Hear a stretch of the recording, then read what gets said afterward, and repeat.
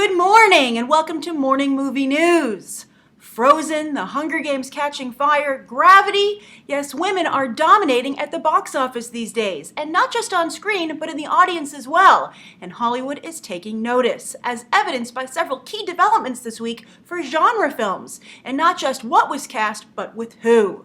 And the reason I emphasize genre films is because it's an important development that women aren't being cast just in more chick flicks. By being included in big roles, and by not casting just, your typical arm candy actresses or ingenues, it shows that not only does Hollywood recognize the importance of luring in the female audience for these tentpole pictures, whereas in the past they've just been like, oh, they'll go with their boyfriend or their family, or we don't need them, but also it shows that the male audience, which is so key to these blockbuster films and always has been, they're like the starting point for Hollywood, they're also more open to seeing more diverse and dynamic depictions of women on screen. So the whole thing is a fantastic development, and as you'll see, I'm able to fill an entire episode today with these kinds of announcements. All right, so the first two stories actually I think are of equal importance because I got so many tweets and comments from both male and female BTT viewers about their excitement for these potential developments.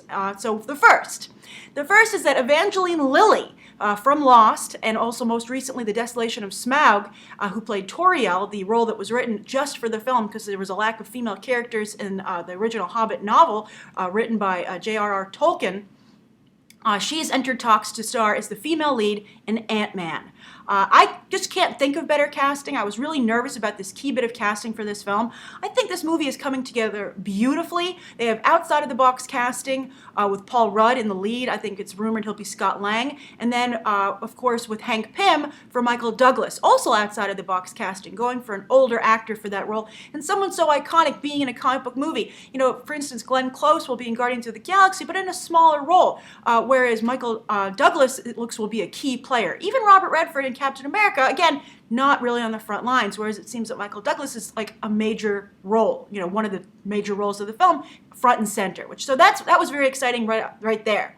But I have to say, Evangeline Lilly isn't outside of the box casting. To me, she's perfect casting. She is just absolutely ideal for the Wasp. She has like the small diminutive aspects of the character I think that you need. She's both cute and pretty, which I think is very crucial to the character for her to have mass appeal, both to men and women moviegoers. She's very different than Scarlett Johansson. I was a little nervous with the casting of Emily Van Camp and such, that they were going to have very similar actresses playing all these Marvel female roles, so they would kind of like all blend together. But she has a very different dynamic than Scarlett Johansson, so I think she's going to be a great addition to the Marvel Cinematic Universe, and rumor is that the role isn't just for Ant-Man, but will be across the cinematic universe, so that really does have further evidence that Evangeline Lilly will be playing Janet Van Dyne, aka the Wasp. Now, I think they've reimagined the role where she's actually Hank Pym's daughter, which is a huge reimagining.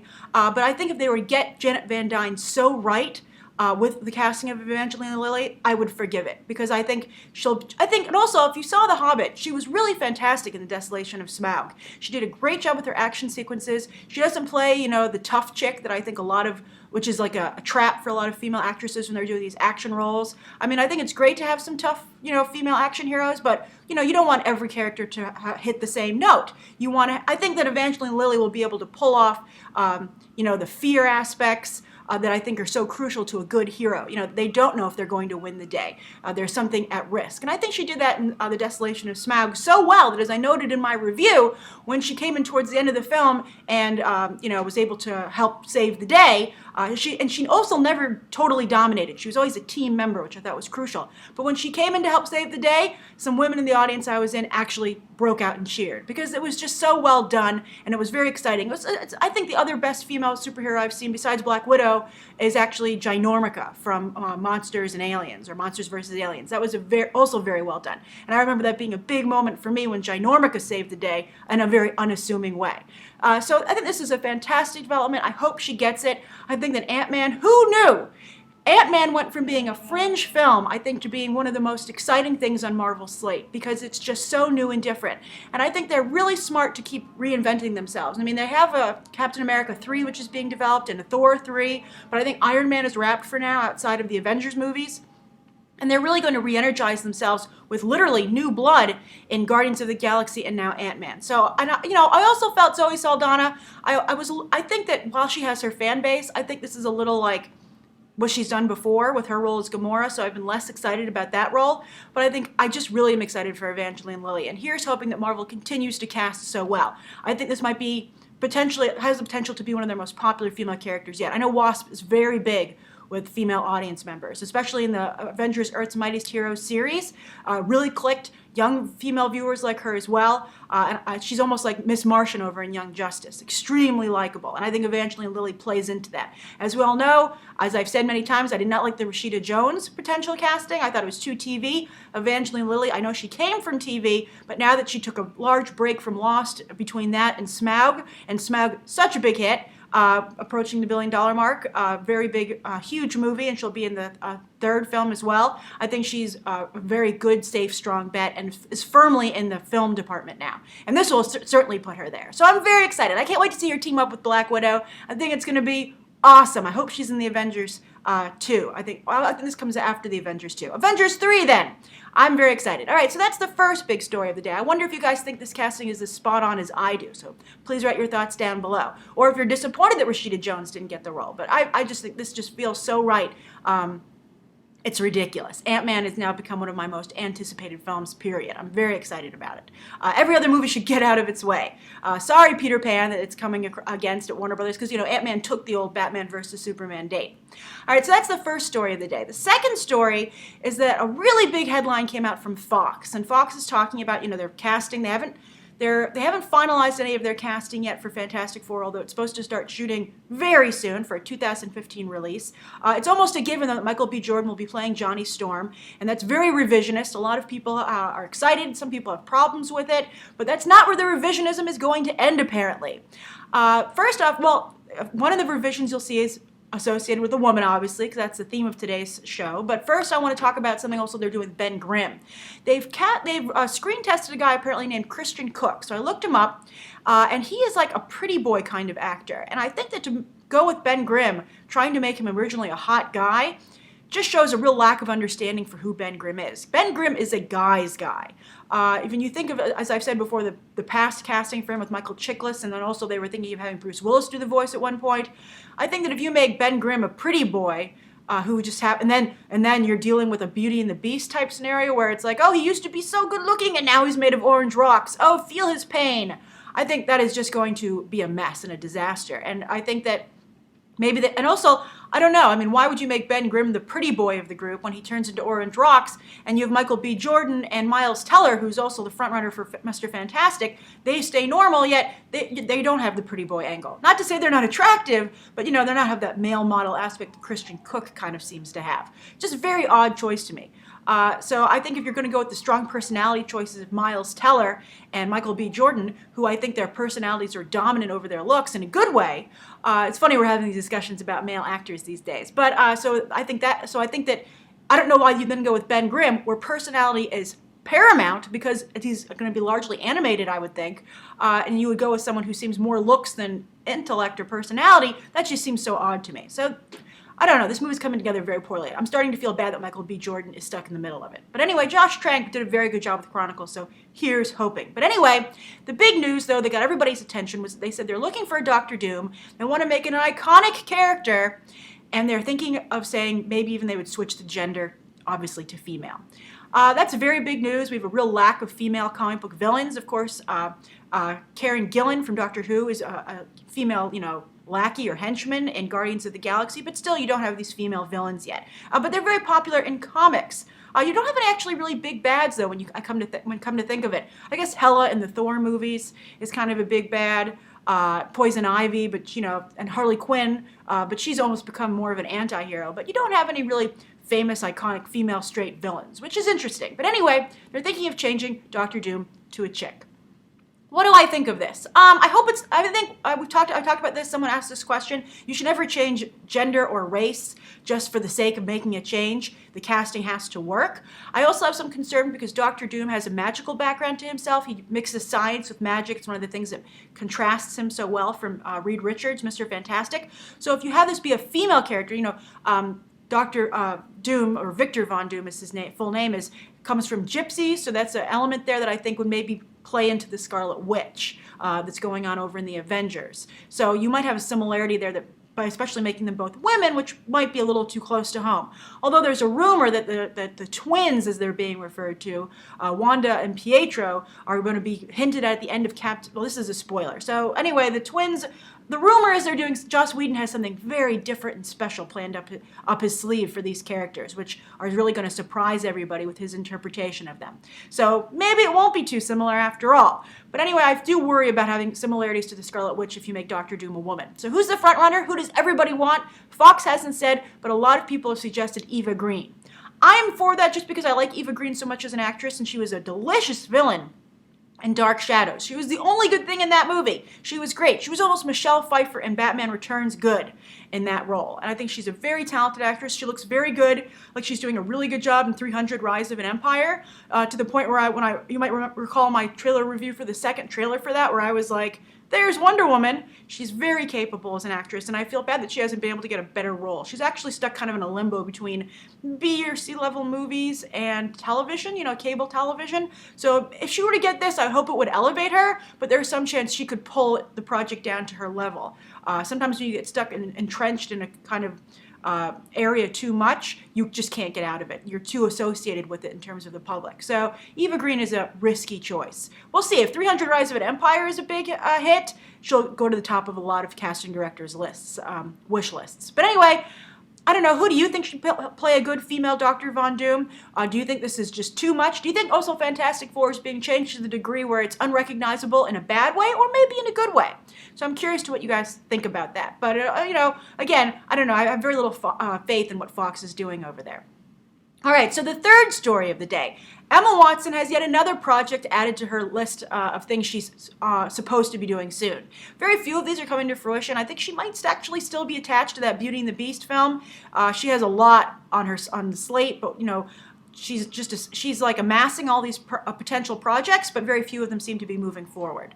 Like Daniel Radcliffe, I think she's done a really good job of choosing intellectual passion projects after, post Harry Potter to give herself a little more credibility as an actress. The downside, though, is that she doesn't have any box office hits to her name. And if she keeps if this goes on too much longer, she could actually end up hurting herself, just as I think Daniel Radcliffe has to some degree already. If he doesn't have a box office hit soon, he's going to hurt himself as well. But anyway, I'm excited about this project. It sounds pretty good. She'll be starring opposite Ethan Hawke, though, and Ethan Hawke, well, The Purge did well, but generally speaking, he hasn't had too much luck at the box office either, so I think pairing them together as a producer would make me a little nervous. But anyway, this still sounds very good. So we don't know too much about it, but the team up is good because she's going to be starring in a thriller called Regression. And the director is Alejandro Amenabar. And you might recall his work from The Others. That's that Nicole Kidman movie way back in 2001. And it was part of a 1-2 punch that totally turned her career around. That was a big year for Nicole Kidman as she starred in The Others, which was a huge hit, made over $200 million worldwide, I believe. And then also Moulin Rouge, which was the same year. So it was great. And it was also the year she had gotten divorced from Tom Cruise. And she went on a big PR campaign for these movies. She was like, I'm finally free of Tom Cruise. I can be myself. That person you knew for years was just like Tom Cruise's machine, the Bride of Scientology, and she was a very sympathetic figure. People felt very bad for her. She said she'd been blindsided by the divorce, her children were being estranged from her, etc., and then she was in these 2 really good films. So Alejandro Amenabar does a very good job with female actresses. Now, he's been working since then, but none of his films have made a splash stateside quite like The Others did. And it's a very good movie. If you haven't seen it, I recommend that you check it out. Very well done. So he's coming back, over a decade later, and it's going to be a thriller with Emma Watson. And I think that's good casting, and I think that if this is a high-concept thriller, that's a good choice for Emma Watson. And she does have some similarities, I guess you could see, with Nicole Kidman. So if they can build on The Others and just remember The Others, everybody, go see this movie, I think that some chance it could do well. But again, I think Ethan Hawke is a setback, and I think even Emma Watson to this point. So we'll see. Hopefully it's good and scary, and hopefully it's highbrow. The Others, one of the great things about it was that it was a highbrow horror film, kind of in line with The Shining and The Conjuring. And those films have the best potential for crossover appeal outside of the horror fan base, which is potent yet small. So this could be good for Emma Watson, or it could just be another highly respected film that nobody sees on her resume. All right, so that's the third story of the day. Now on to the question. This question is from Katrina Linden-Felser. And so regarding your question as to Black Widow, how she's portrayed in movies, I talked about this. Someone asked a question about her poster for for Captain America 2. Katrina said, I was never into the Black Widow Avengers as I have always been a diehard X-Men fan. Many women are. X-Men is a huge, if you know, if you have a girlfriend or a sister or just a female friend that you want to get into comics, give them an X-Men comic. That is a huge entry point for female readers. So anyway, Katrina says, that's how I got into comics partially. I really love the X-Men. But Katrina goes in to say, however, after seeing her in Iron Man 2 and then Avengers, I became really interested in her character and have been reading Black Widow comics nonstop since. Yay! For once, the movies have converted someone into comics. I really worry about that, but this is great. So Katrina says, my only wish is that they would give her share a bit more backstory. Katrina, you should go and check out, I think it's called To Catch a Spider. I'll put a link to it in the video description. I did a whole video on the Winter Soldier comic books you should read, and I did a special section on Black Widow and the comics you can read about her background as well. So I hope you'll check that out and it's helpful to you. But they have got into her backstory a little. All right, so anyway, Katrina does have a question then. I'd like to give you the whole comment so you can get the flavor of what's going on in the discussion. So Katrina says, I do have a question, however. Forgive me if you've already covered this topic. Anyway, every time I go to a toy store or Marvel.com, I never see toys and action figures or any other representation really for Black Widow in the Avengers. She's a prominent character, and it really is upsetting that she basically doesn't exist at all. Why do you think this is, and do you think this will change with the second Captain America movie? I picked this question because this is a frustration that is paramount for me. It's a chief frustration. I have it every time I go into a major store. I was in Pittsburgh over the weekend and I had to go to Walmart and I checked out the toy section. And I also checked out, where they have like party supplies and stuff, because I like to just see what's going on. And every time, I like the princess stuff still. I have to say, I still like Disney princess stuff. But then I'm a big comic book fan, so I always check that out. And without fail, I am frustrated that Black Widow is very rarely included on any of their party supplies or toys. Now, of course, Hawkeye isn't really either. They go with the core, 4 superheroes, I guess, that aren't, S.H.I.E.L.D. operatives as the movie has defined it. So usually the focus is on Iron Man, Captain America, Thor, and the Hulk, which I guess to some degree makes sense. But I think that if any women want to cross over more into comics thanks to these movies, there's nothing for them. I mean, Marvel could easily put out a line of products to compete with the princess line, Disney princess line, that focuses on female superheroes. And maybe with Evangeline Lilly as the Wasp and Zoe Saldana as Gamora, they'll get more characters that they can feature. But this is a big problem. However, I will say with Captain America the Winter Soldier, I have seen some toy, samples that they've had at toy shows, toy fairs, for some Black Widow action figures because she's so prominently featured in the movie. So I hope they sell, because this is what I'm getting to. I briefly worked at Marvel. I was the host of their show, The Watcher. Big drama with what happened. But anyway, I don't want to get into it here because I've discussed it a lot already. But anyway, I did go up to their marketing person who handles their licensing, and I said, why aren't there any female action figures? I find this so annoying. It's always been a problem, and they're not anywhere. They're not featured anywhere. What's going on? And he said, to tell you the truth, they just don't sell. So that's why they don't make them. And so, as someone who's, I'm very big, everybody, on numbers and stats, and, the bottom line is black and white. Are tickets selling? Is merchandise selling? If it's not, it's not. I mean, for instance, Frozen is such a big hit. They just had a big talk about it for investors over at Disney. Bob Iger was talking about it, and he was talking about the strength of the Frozen brand. Besides Disney Junior, it is the top-selling category of merchandise at their Disney stores. So they're seeing a huge return there. And if you like a movie and you like a character, make sure you buy their stuff. It's huge. I talked about this a little bit in my Animated Men episode just earlier this week. You have to support a character across the board if you want to signal to Hollywood that you want more. But on that note, if there's no merchandise to kind of maybe see if there's an emerging market of female people who like the female superhero characters, how will Marvel and Disney and other companies ever know? Because there isn't anything for us to buy to show our support. So I hope that Black Widow is successful. Maybe she'll get her own movie after this movie does well, and then they have to make merchandise for her. For instance, when Batman Superman comes out, if it ever does, now in 2016, you can bet there'll be a lot of Gal Gadot Wonder Woman merchandise, just because it's such an iconic character, and there's already a lot of Wonder Woman merchandise to begin with. So you should see a lot of merchandise there. Hopefully she'll do as good a job as we've been seeing it with the female superheroes on Marvel's side, but if she does, you should see a lot of merchandise there, and people will hopefully buy it. So that's what I would say. I think it's a really a difficult situation where there isn't stuff for us to buy, but when we do see it, we should purchase it. But go buy a Black Widow action figure when they come out for the movie. I'm very excited for that. But so Katrina, I hope that answers your question. Right now there just isn't an audience, but the catch-22 is there's no merchandise to prove if an audience is developing. So that's today's morning movie news. I hope you enjoyed this episode and all these different stories and how the way women are portrayed in film is changing and how they're perceived in film is changing across the board. Write your comments down below on the 3 stories and the viewer question and anything you'd like to see covered tomorrow and any questions you might have. Thanks for watching.